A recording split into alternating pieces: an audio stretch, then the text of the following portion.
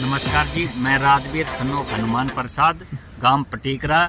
मैंने जी 4 एकड़ में सब्जी की खेती लगा रखी थी।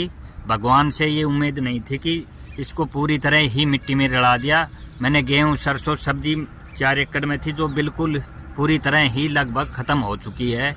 ये उम्मीद नहीं थी हमें भगवान से, इस प्रकार का ये इतना भारी नुकसान दे दिया। तो बारिश के साथ साथ ओले भी ज्यादा गिरे क्या? ओले बहुत भारी तादाद में थे जी। सुबह 4:30 बजे की बात है ये।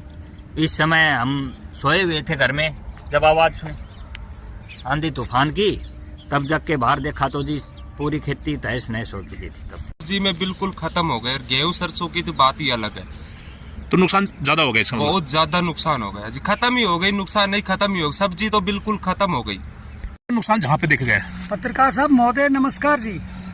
और यहाँ पर तो मैं सतबीर भगत जी गांव पटीकरा से बोल रहा हूँ और खेत में ही खड़ा हूँ। बहुत भारी नुकसान हो गया कि गेहूं की फसल तो बिल्कुल ही एकदम मैज लग गई। सरसों में ही काफी नुकसान है और जो बाड़ी बो रखी थी ना, उनके अंदर तो कुछ भी नहीं है, कति बर्बाद। बताइए, नाम बताइए। सर, नाम अमर सिंह, गांव पटीकरा।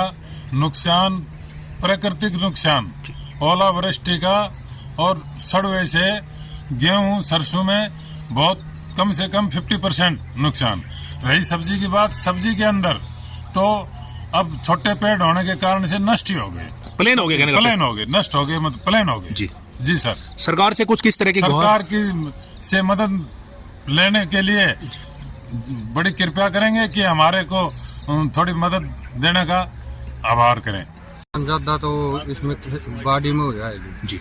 बिल्कुल इसी के ऊपर निर्भर थे। इसी ये मिट्टी में लादी भगवान ने हमारी